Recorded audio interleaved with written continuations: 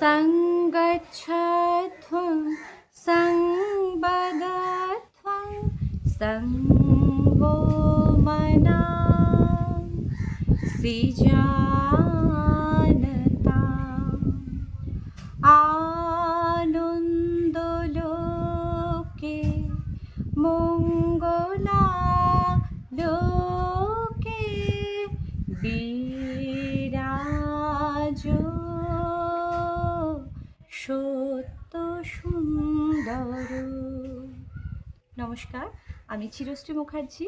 আমি গান শেখাই, গান ভালোবাসি, গান নিয়ে চর্চা করি এবং গান বলতে আমি একদম মনের গভীরে ডুব দেওয়াকে বুঝি, যা শুধুমাত্র শাস্ত্রীয় সঙ্গীত চর্চার মাধ্যমে আমাকে আমাদের ভারতীয় প্রাচীন সংস্কৃতি এবং সাহিত্যের সাথেও যুক্ত করেছে, পাশাপাশি আমার মনকে করেছে অনেক বেশি উন্নততর।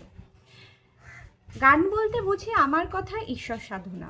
তো যেখানে আমি আমার আরাধ্য দেবতা, তাকে যদি আমি আমার গানের মধ্যে দিয়ে, গানের ভাষার মধ্যে দিয়ে আমি তাকে আমার মনের আকুতি তার পায়ে নিবেদন স্বরূপ জানাতে পারি, সেটাই আমার কাছে সর্বোচ্চ সাধনা। গান ছাড়া সেটা সম্ভব নয় বলেই আমি মনে করি, এবং সুরের মধ্যে দিয়ে সেই গভীরের মধ্যে পৌঁছে যাওয়ার যে ভালোবাসার জায়গাটা বা নিবেদনের জায়গাটা, সেটা সবথেকে বেশি প্রকাশ করা যায় সুরে, কথায়, ছন্দে, তালে ইত্যাদিতে আমরা আমাদের নিজেদেরকে নিবেদন করতে পারি। তো এই যে আধ্যাত্মিকতা, এটা একমাত্র ভারতীয় শাস্ত্রীয় সঙ্গীতের মধ্যে থেকেই আমরা আরও বেশি তার কাছাকাছি এবং সেই ঈশ্বরের কাছে আমরা অনেক সহজে পৌঁছে যেতে পারি। গান এইভাবে আমাকে ভালো রাখে এবং আশা করি এটা সকলের জন্যই ভীষণভাবে কার্যকরিতা এনে দেবে তাদের জীবনে, যদি সে সত্যিকারের সারস্বত সাধনা সুরের মধ্যে দিয়ে করতে চায়।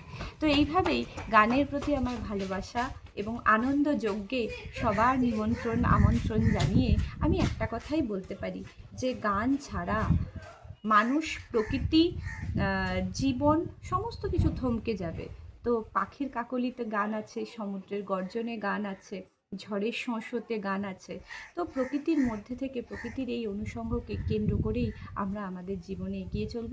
এটাই আমাদের কাছে ভালো লাগা এবং সাধনার বিষয় হয়ে দাঁড়াবে। আধ্যাত্মিকতার এখানেই শুরু, এখানেই শেষ।